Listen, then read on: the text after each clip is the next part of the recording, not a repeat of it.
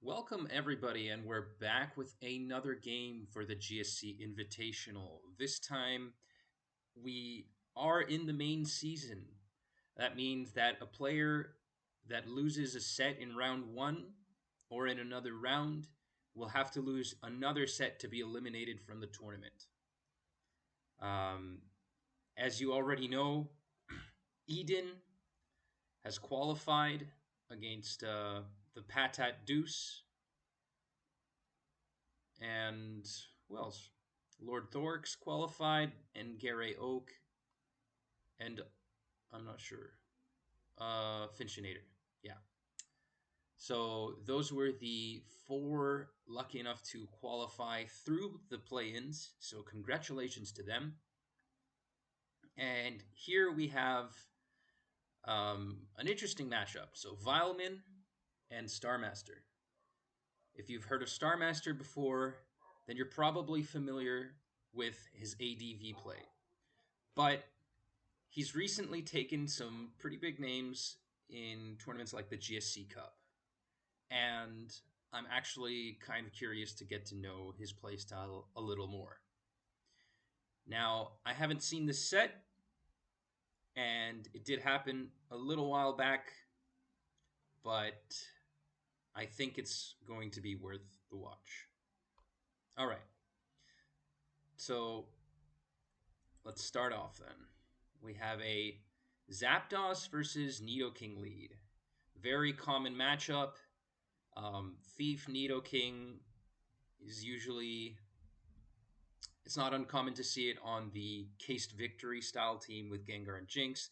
In comes the Lax as Starmaster switches to his Cloyster. So it looks like we're going to be seeing an early spikes and typical offense versus offense. Um, Now, I'm not sure what Starmaster's team could be at this point. It's really too hard to tell, but Vileman's team can include lots of different attackers on the back, including Jinx, a normal resist like T-Tar or Steelix. So we see a non-Nidoking lead, and judging by the fact that it has leftovers, it looks like this team is not resorting to strategies like Thief. So the Lovely Kiss is definitely called for. Now, Vileman reveals to have Double Edge on his Snorlax, and it's also Sleep Talk. We're not sure whether or not it is a Curse user. Starmaster is going to go for the pressure, which is an underrated move against Sleep Talk Snorlax. You're never too sure. So Valmin goes for the safe option to just switch into his Zapdos, doesn't want to risk having a bad Sleep Talk roll, and he's starting to apply some pressure. So there's a lot of back and forth here.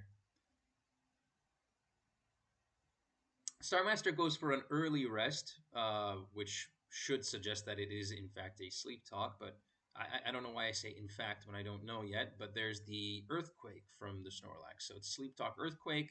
He stays in, interestingly enough, on the Machamp when, okay, doesn't go to Zapdos because his Zapdos is thiefed.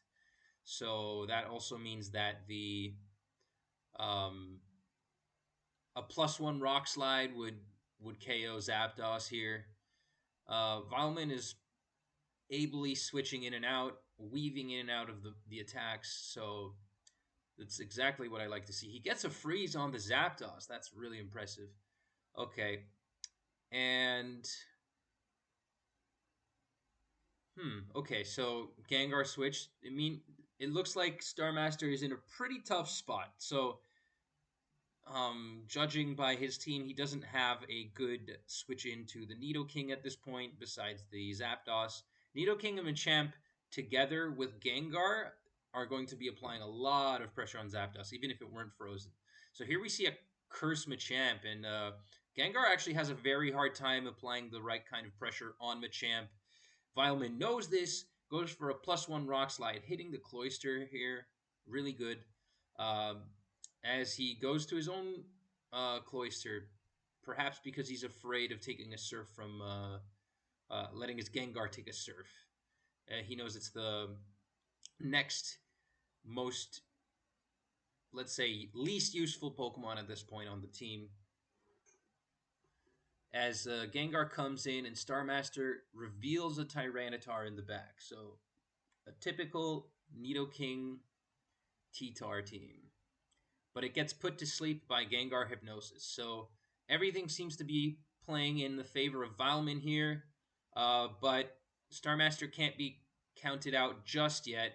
He goes for a nice Spikes pivot into his Gengar, essentially sacrificing the Cloyster to Spikes damage and ending the turn early, as Vileman is forced to go to Zapdos here. He doesn't necessarily have a better answer to this than his Zapdos, so he goes for some Thunder damage, and he's going to try maybe survive with the Snorlax, or he's just going to sack it. Okay, so he sacrifices it. That's a shame. So it's Gengar versus Gengar now. It looks like the bout is going to be decided um, off of Gengar, possibly. We'll have to see. And Machamp comes in. Is it going to take damage? Yes, it gets hit by a double edge. Rather unfortunate. Man, and just as he managed to maintain all of that pressure and all of the things he exerted, it looks like the spikes just really stuck it to him. And now Vileman is on in a really tough spot. He does get a crit on the Lax, but it manages to get a rest on the Sleep Talk turn. That was rather crucial, as Snorlax takes out also the Nidoking. And at this point, it's really looking like Game 1 is actually being handed over to Starmaster.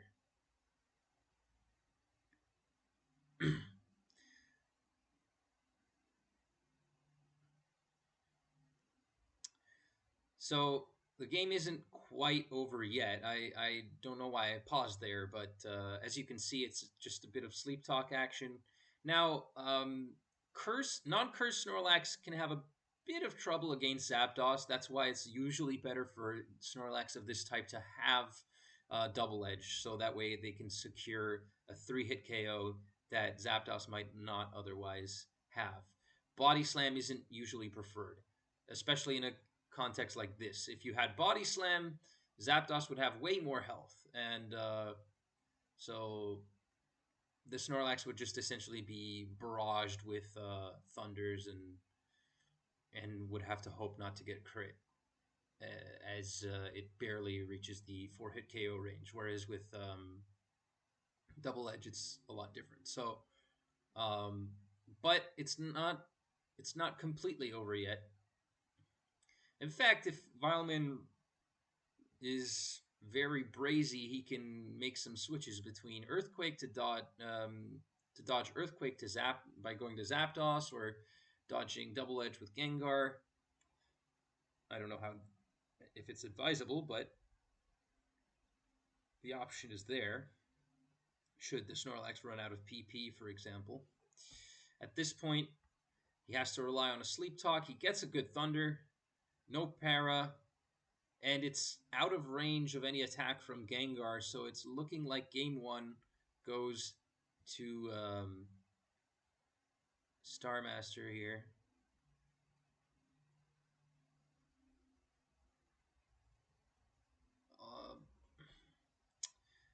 Okay, there. Okay.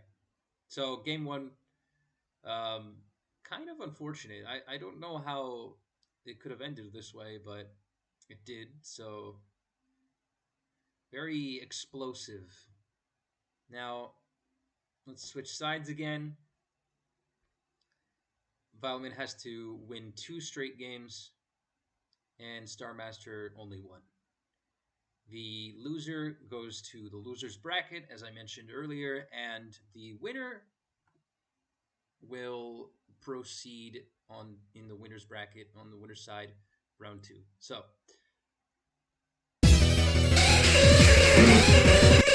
pardon the music. So we have a Jinx lead this time around, going for an Ice Beam on a Cursed Snorlax. So 2 moves I wouldn't typically expect turn 1. Usually you'd expect maybe the Jinx to go for, like, Ice Beam makes sense, but that's kind of a predict for switching into Zapdos. Sometimes you'd go for Thief if you have it. or Lovely Kiss, and sometimes Snorlax, or even Counter. But yeah, depending on the Jinx set again. And then the Snorlax, I would expect to kind of attack or do something. But maybe Starmaster is aware of Counter Jinx, so he went for Curse. We don't know if it is Sleep Talk, but considering that he stayed in, he must feel comfortable against any sleeper as he switches out of the cloister, interestingly enough. And we do see a Thief from Gengar, so this team might be the one I mentioned earlier, except it has Jinx as a lead as opposed to Nidoking, and it looks like the pieces are adding up. Starmaster is playing ahead of my narration. I can't even narrate everything that's happening. He just boomed on a Zapdos. He put a Gengar to sleep. The Cloister is weakened. Uh, all he has left, all Vileman has left is Nidoking and Snorlax to make it out of this situation here. So it's looking like a Monolax. This should be the Cased Victory team, the famous one used that had been popularized by BKC, and then people started attributing to him, even though that wasn't his creation. But yeah, so Vileman kind of weaving in and out here. Uh, he does get faced, but in comes Cloister. So he's going to go for an early Surf to see if he can damage that Golem. He booms on the Cloister, which is an interesting play, and he goes out all out with his Nidoking here. He's going to go for Thief, steal the lefties, and deal some damage to that Snorlax. So that was a good call. Um, I'm supposing that in the back, Starmaster might have something like Starmie, which is actually really effective against Vileman's team. Okay, T-Tar, that could work too. Ooh, and the Zapdos gets crit Ice Beam. So Vileman going for a read there on the T-Tar switch. And yeah, it looks like this Nidoking is putting in a lot of work. Every little bit of chip is valuable against this Snorlax, considering it is Monolax, and it's been thieved. So it's not getting anything back, even without spikes. Um, and Vileman's going to opt to preserve the Gengar despite being asleep, probably because, well, not so much to preserve a sleep fodder at this point, but just to wall Snorlax. So he's going to go to his own Lax, and unlike Vileman, Starmaster has to take damage to handle the Snorlax. So Curse Monolax is just really good, even without Pursuit, if used in the appropriate manner. So now it looks like we're going to have some Lax on Lax action. Who knows? Starmaster going to Golem, and Vileman opting to just maximize the damage output that he has there. He goes to his Nidoking, takes a really meaty Earthquake, but he goes for another Ice Beam.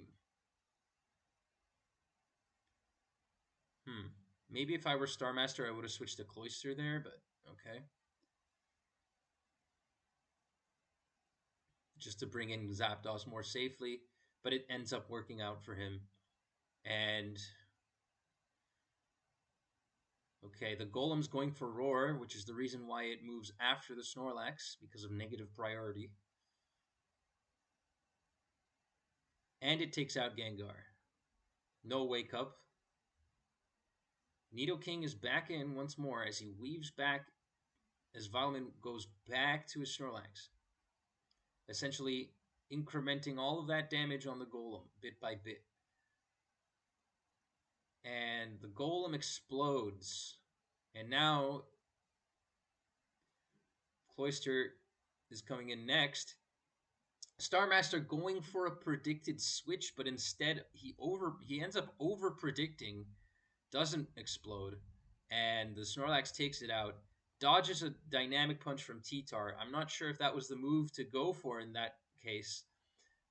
Uh-oh, things are looking real bad all of a sudden. Went from 0 to 100, just like last game. And we see Snorlax versus Snorlax. Starmaster can still phase out this Lax. Although, considering the Golem being present, the T-Tar might actually not be a phaser. Usually you'll see Pursuit, Dynamic Punch, Earthquake on non-phasing T-Tars. So this might look just be the end of all of Starmaster's options here.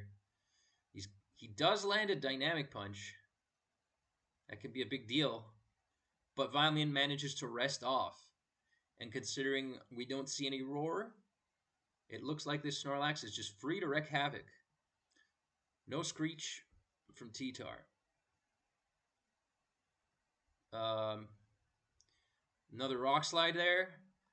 Confusion ending. At this point, Starmaster needs to hope in some sort of miracle. Maybe get like a crit D-Punch. That's like a 1 in 32 chance of happening.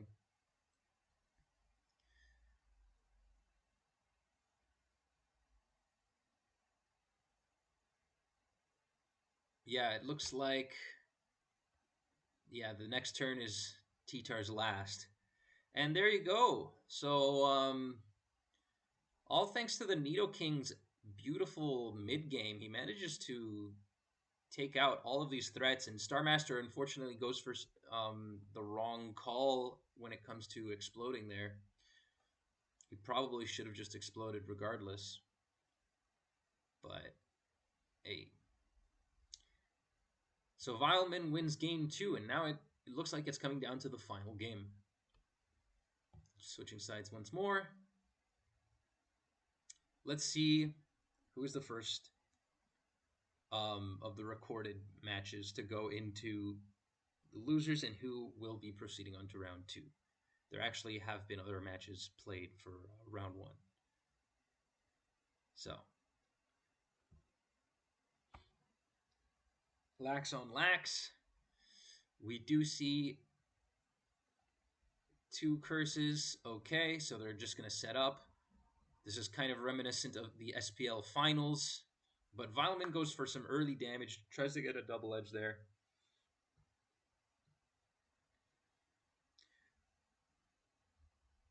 Whereas Starmaster has a body slam Snorlax. So that's interesting to see. Does get a para and a full para on the following turn, giving him an extra turn to use Curse. And even if he has more curses, he will still outspeed the paralyzed Snorlax. So that's something to keep in mind. On the next turn, if Vileman Snorlax gets fully parried, that's going to be a dead Lax. Never mind. It was just out of range. Me and my stupid brain doesn't know how to do math and calculations. Starmaster goes to Golem and phases out the Lax, no problems whatsoever. And his team is completely unscathed. Vileman has the Spikes advantage here and is free to either attack or just go to Zapdos, as Starmaster's Cloyster takes a large amount of damage. Ooh, okay, and the first boom, first blood on turn 13, really early explosion on a predicted switch out. Nice call from Vileman there. Vileman getting a threatening the Snorlax with another boom, but manages to get a sleep powder on the Raikou as Starmaster switches into Umbreon. So, pretty interesting team. I'd normally expect a double electric team to have only 2 out of the 3 between Golem, Cloyster, and Umbreon, and then one of the others being Skarmory. But nope, that's not what we see. We see no Skarmory. Interesting structure. And it is a mean look, but it's a mean look Umbreon that gets phased out by Vileman's Golem. And Starmaster is at the receiving end of these Earthquakes here. But he gets a lucky crit, wins the speed tie. Jesus. Okay, that actually is going to turn the whole game around if Vileman has no phasers. His only answer to Starmaster's Lax would be his own. Umbreon outspeeds the Eggy, therefore it goes for a charm and weakens the explosion just enough for the Umbreon to survive. And now Vileman's only options are to use Vaporeon and hope for a sweep. And hope that the Raikou isn't Sleep Talk, which it is. So everything, but he does get a crit. So, oh my. Okay, the Raikou woke up early, and now the Cloyster can explode freely. He's going. Fileman is going to switch to his Zapdos. Okay. Hmm. Okay. Starmaster exploding. This game is going very quickly. And now it looks like all that's left is to hope for the best for the Vaporeon here. Starmaster can slowly set up, but he does have to worry about those growths. If Vaporeon beats the Snorlax, Vileman wins. If it doesn't, well then Starmaster does. Because the Umbreon poses no threat. It's just a free setup. And since we see Sleep Talk on Vaporeon, this game looks like it can go either way. It's far from over. If it were Acid Armor, Vileman would have just won straight up. But you can't fit acid armor on every team.